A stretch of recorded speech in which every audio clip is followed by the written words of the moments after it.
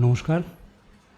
আজকে এসেছি সোনির সবচেয়ে চিপেস্ট 10 বিট 4:2 লগ রেকর্ডিং যে ক্যামেরায় হয় ভিডিওর ক্ষেত্রে, সেই ক্যামেরা মানে সোনি ZV-E10 Mark II নিয়ে কিছু কথা বলবো। এই ক্যামেরাটা 2024-এর 27শে আগস্ট মনে হয় রিলিজ হয়েছিল, আমার ঠিক এক্স্যাক্ট আর কি ডেটটা মনে নেই। সেই ক্যামেরাটা নিয়ে আজকে একটু কথা বলবো। একটু আগেই বললাম এটা এখন বর্তমানে চিপেস্ট APS-C সেন্সর ক্যামেরা, যার মধ্যে আমরা 10 বিট 4:2 লগ রেকর্ডিং করতে পারি ভিডিওতে। এতগুলো মাস পরে কি হয়েছে যে যখন আর কি কোনো ক্যামেরা রিলিজ হয়, যে হাইপটা তৈরি হয় সেটা আস্তে আস্তে থিতু হয়ে যায়। এই থিতু হওয়ার পরে বোঝা যায় যে ক্যামেরাটা কতখানি সফল হয়েছে।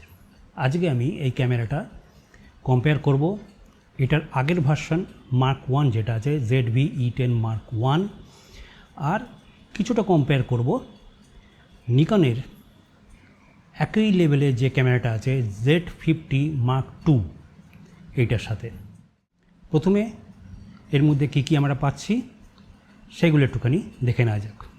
এই ক্যামেরাটা APS-C সেন্সর, খুব স্ট্যান্ডার্ড APS-C সেন্সর। এই সেম সেন্সর কিন্তু সোনির FX30 সিনেমা লাইন ক্যামেরা আর top of the line APS-C যে ক্যামেরাটা আছে A6700, সেটার মধ্যেও কিন্তু এই সেম সেন্সর আছে। যদি আমরা অটোফোকাস কম্পেয়ার করি তাহলে এটা হচ্ছে ঠিক in between FX30 R A6700 মাঝামাঝির মধ্যে পড়ছে।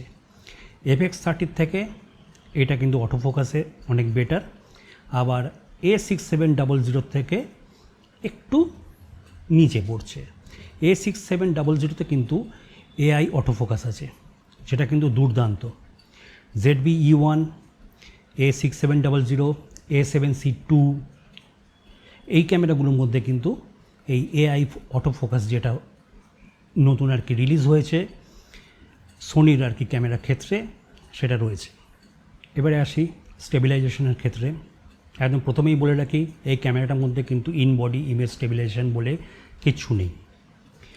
যা আছে তা হচ্ছে গিয়ে অ্যাক্টিভ স্টেবিলাইজেশন, যা আর কি ক্রপ করে স্টেবিলাইজেশন করে, যেটা নর্মালি আর কি ইলেকট্রনিক স্টেবিলাইজেশন বলে আমরা জানি। এখানে যখন আর কি অ্যাক্টিভ স্টেবিলাইজেশন অন হয় সেই ক্ষেত্রে কিন্তু 1.4 টাইমস ক্রপ হয়। এখানে দুটো ছবি দিলাম, সেই ছবির মধ্যে আপনারা দেখতে পাবেন যে উইদাউট অ্যাক্টিভ স্টেবিলাইজেশন আর স্টেবিলাইজেশন যখন অ্যাক্টিভটা অন হবে, দুটোর মধ্যে পার্থক্য কতখানি ক্রপ করছে। আমি এখানে বলবো যে এই ক্যামেরাটা যদি সঠিকভাবে ব্যবহার করতে হয় তাহলে কিন্তু ব্লগিংয়ের জন্য ঠিক না। সবচেয়ে ভালো হয় গিম্বল বা ট্রাইপড, মোনোপড যেগুলো আছে তার উপরে রেখে ব্যবহার করা। আর এই অ্যাক্টিভ স্টেবিলাইজেশন কিন্তু থার্ড পার্টি যে লেন্সগুলো আছে সেগুলোতে কিন্তু ভালোভাবে কাজ করে না। সোনির যে নেটিভ লেন্স রয়েছে সেগুলো কিন্তু ঠিকঠাক কাজ করে, কিন্তু থার্ড পার্টি লেন্সে কিন্তু অ্যাক্টিভ স্টেবিলাইজেশন সেরকমভাবে খুব ভালো রেজাল্ট কিন্তু কখনোই দেয় না। এবারে আসা যাক ওভারহিটিংয়ে। ওভারহিটিং কিন্তু এইসব কম্প্যাক্ট ক্যামেরার ক্ষেত্রে কিন্তু একটা ইস্যু আছে, হবেই। যদি সেরকমভাবে যদি ভেন্টিলেশন না থাকে, হিট ডিসিপেট হওয়ার, তাহলে কিন্তু লং রানে গিয়ে যদি আপনি টানা আর কি কন্টিনিউয়াস রেকর্ডিং করেন সেই সব ক্ষেত্রে কিন্তু ওভারহিটিংয়ের সম্ভাবনা আছে। এমনি নর্মাল স্টুডিও টেম্পারেচার বা রুম টেম্পারেচারে যদি আমি বলি 24 FPS বা 25 FPS-এ যদি আপনারা ভিডিও রেকর্ডিং করেন তাহলে কিন্তু সেইভাবে ওভারহিটিং ইস্যু কিন্তু নেই। হ্যাঁ, যদি 4K 60 FPS-এ যান তাহলে কিন্তু হতে পারে যে ওভারহিটিং ইস্যু আসতে পারে।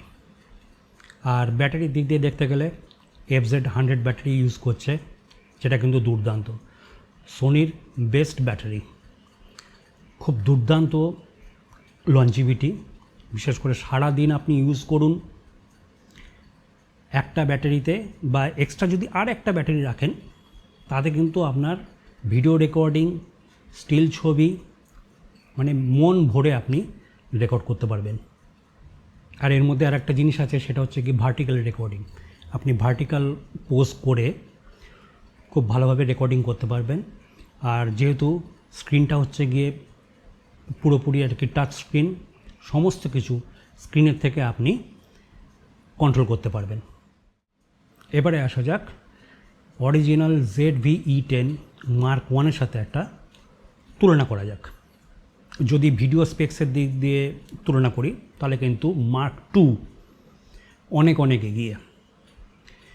এই Mark 2 কিন্তু এখন আগেই বলেছি ভিডিও শুরুতে যে সারা বিশ্বে APS-C সেগমেন্টে, APS-C সেন্সর সেগমেন্টে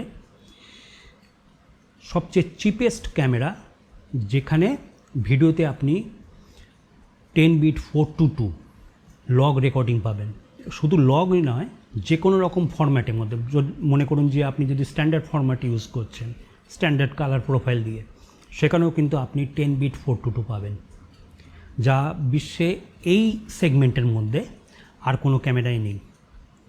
এই দিক দিয়ে দেখতে গেলে Mark 1 যেটা আছে সেটার মধ্যে কিন্তু আপনি পাবেন 8 বিট, 4K UHD পাবেন আপ টু 30 FPS, যেখানে M2-তে আপনি পাবেন হচ্ছে গিয়ে 4K আপ টু 60 FPS অবধি। আর এই ক্যামেরা যে সেন্সরটা ব্যবহার হচ্ছে সেটার মধ্যে কিন্তু রোলিং শাটার যে এফেক্টটা থাকে সেটা কিন্তু Mark 1-এর চেয়ে অনেক কম। তার কারণ হচ্ছে গিয়ে এটার যে সেন্সর রয়েছে সেটা এখনকার জেনারেশনের। আর একটা জিনিস উল্লেখ করলেই নয়, সেটা হচ্ছে গিয়ে কালার সায়েন্স। এখনকার সোনি ক্যামেরা কিন্তু কালার সায়েন্স অনেক অনেক অনেক ইমপ্রুভ করেছে। সেই আগের জেনারেশনের যে কালার সায়েন্স সেটা কিন্তু সোনিতে এখন নেই। M2-তে মানে Mark 2-তে কিন্তু colour science one of the best. এবারে Mark 1টা কোন দিকে এগিয়ে আছে? Mark 1 কিন্তু এগিয়ে আছে ফটোগ্রাফির দিকে। তার কারণ হচ্ছে ZV-E10 Mark 1-এর মধ্যে ছিল মেকানিক্যাল শাটার, Mark 2-তে কিন্তু মেকানিক্যাল শাটার নেই। সেই জন্য ফটোগ্রাফির ক্ষেত্রে আমি বলবো Mark 1 কিন্তু অনেক এগিয়ে। আপনি যদি মনে করুন ফটোগ্রাফি আপনার মেন হবি আর ভিডিওটা মাঝে মাঝে করে থাকেন আর কি, তাহলে কিন্তু Mark 1-এর দিকে যাওয়াটাই আপনার পক্ষে সবচেয়ে বেটার। সেটা কিন্তু আরও সস্তা। Mark 2-তে যেহেতু আর কি মেকানিক্যাল শাটার নেই, সেই জন্য কিন্তু রোলিং শাটার আর ফ্লিকারিং এফেক্ট খুব ভালোভাবেই কিন্তু চোখে পড়বে। তাহলে আপনি ZV-E10 Mark 2 যে ক্যামেরাটা রয়েছে সেটা আপনি কেন কিনবেন? প্রথম কারণ, এটা কিন্তু আমি ব্লগিং ক্যামেরা বলে মনে করি না। আমি সত্যিকারে বলতে গেলে ব্লগিংয়ের জন্য আমি বলবো DJI আছে, GoPro আছে, আপনার মোবাইল আছে, ওগুলো ব্যবহার করুন। যদি আপনি ভিডিওতে আগ্রহী হন, বিশেষ করে পডকাস্ট বলুন, ডকুমেন্টারি মেকিং বলুন বা শর্ট ফিল্ম বলুন, এরকম টাইপের যদি সাবজেক্টের ওপরে যদি আপনার ইন্টারেস্ট থাকে, তাহলে অবশ্যই চোখ বুজে Mark 2টা নিয়ে নিতে পারেন। দুর্দান্ত কোয়ালিটির লগ ভিডিও, 10 বিট 4:2 S-Log 3 যদি আমি কনসিডার করি one of the best in the world. আমি বলবো লগ রেকর্ডিংটার দিকে একটুখানি ঝুঁকুন। লগ রেকর্ডিং কীভাবে করতে হয়, লগ কী করে এক্সপোজ করতে হয়, সেটা একটুখানি ইউটিউব দেখে বা অন্য কোথাও থেকে যদি একটু শেখার চেষ্টা করে তাহলে খুব ভালো হয়। ভিডিওর ক্ষেত্রে লগ হোক বা হোক, ভিডিও রেকর্ডিং যেগুলো আছে এদের কোনো বিকল্প নেই। কোন ক্ষেত্রে আপনি এই Mark 2টা কিনবেন না? সেটা হচ্ছে প্রথমে আমি চোখ বুঝে হচ্ছে photography. ZV-E10 Mark 2 photography oriented ক্যামেরাই নয়, সম্পূর্ণ একটা ভিডিও ওরিয়েন্টেড ক্যামেরা। আপনি যদি ফটোগ্রাফিতে আগ্রহী হন তাহলে সোজা কথায় আমি বলবো ZV-E10 Mark 1টা নিয়ে নিন। মেকানিক্যাল শাটার আছে, দুর্দান্ত কাজ করবে ফটোগ্রাফির জন্য। এবারে একটু নিকনের Z50 Mark 2-র সাথে কম্পেয়ার করা যাক। কোন জায়গায় নিকনের Z50 Mark 2 এগিয়ে আছে? প্রথমে হচ্ছে চোখ বুজে ফটোগ্রাফি। এটার মধ্যে ইভিএফ আছে, ইলেকট্রনিক ভিউ ফাইন্ডার, খুব কার্যকরী, ফটোগ্রাফির জন্য অত্যন্ত দরকারি। দ্বিতীয় যেটা আছে সেটা হচ্ছে গিয়ে মেকানিক্যাল শাটার, খুব দরকারি। মেকানিক্যাল শাটার ছাড়া সত্যিকারে বলতে গেলে ফটোগ্রাফি হয় না।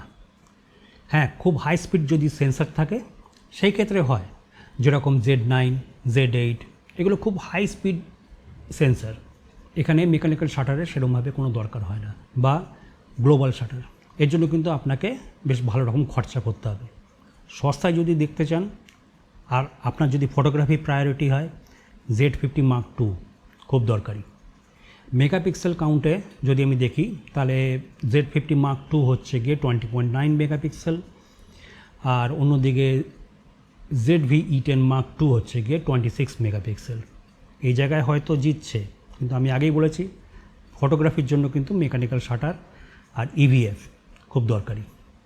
সোনির ই মাউন্টে আমি যেটা বলবো, সবচেয়ে বড় অ্যাডভান্টেজ হচ্ছে গিয়ে থার্ড পার্টি লেন্সের অ্যাভেলেবিলিটি। প্রচুর থার্ড পার্টি লেন্স আছে। এখন অবশ্য নিকনও কিন্তু ওপেন হচ্ছে, নিকনের মাউন্ট জেড মাউন্টও কিন্তু থার্ড পার্টির জন্য ভালো রকমভাবে ওপেন হচ্ছে। ভিলট্রক্স বানাচ্ছে খুব ভালো লেন্স। সোনির এখনও পর্যন্ত কালেকশান যদি দেখতে হয়, সোনির এখনও পর্যন্ত vast, no doubt about it, কিন্তু নিকনও আস্তে আস্তে এগিয়ে আসছে। এবারে আমি যদি ভিডিও স্পেক্সটা যদি একটু তুলনা করি, তাহলে আমি দেখতে পাচ্ছি যে ZV-E10 Mark II কিন্তু নিকন Z50 Mark II থেকে একটু হায়ার লেভেলে। প্রথমটা হচ্ছে গিয়ে বিট ডেপথ দুটাতেই কিন্তু 10 বিট পাবেন, কিন্তু সোনির ক্ষেত্রে হচ্ছে 4:2 আর নিকনের ক্ষেত্রে কিন্তু 4:0। একটুখানি পার্থক্য আছে, এটা নিয়ে একটুখানি পড়াশোনা করুন যে 10 বিট 4:2 আর 10 বিট 4:0 এর মধ্যে কী পার্থক্য, সেটা আপনারা গুগল করে দেখে নিতে পারেন। আর একটা পয়েন্ট হচ্ছে গিয়ে সোনির মধ্যে H.264 ফরম্যাট বা H.265 ফরম্যাট দুটোর মধ্যেই কিন্তু 10 বিট 4:2 কালার ডেপথ আমরা পাচ্ছি, কিন্তু নিকনের ক্ষেত্রে কিন্তু H.264-এ আমরা পাচ্ছি শুধু 8 বিট, আর 10 বিট পেতে গেলে আপনাকে H.265-এ রেকর্ডিং করতে হবে। H.265 কিন্তু এডিট করতে গেলে কিন্তু একটু সমস্যা হয়, তার জন্য আপনার একটু বেশি পাওয়ারফুল কম্পিউটারের দরকার পড়ে। আর ভিডিও স্পেক্সের মধ্যে আরেকটা ব্যাপার হচ্ছে গিয়ে সোনিতে আপনি 10 বিট 4:2 পাবেন যে কোনো মোডে, এমনকি স্ট্যান্ডার্ড প্রোফাইলেও, যেটা কিন্তু নিকনের ক্ষেত্রে কিন্তু পাবেন না। আপনাকে 10 বিট 4:2 করতে গেলে N-Log H.265 মোডেই আপনাকে যেতে হবে, তাছাড়া কিন্তু আপনি কিছুতেই 10 বিট পাবেন না। তাহলে ভিডিও আপাততভাবে এখানেই শেষ করছি, আবার দেখা হবে, নমস্কার।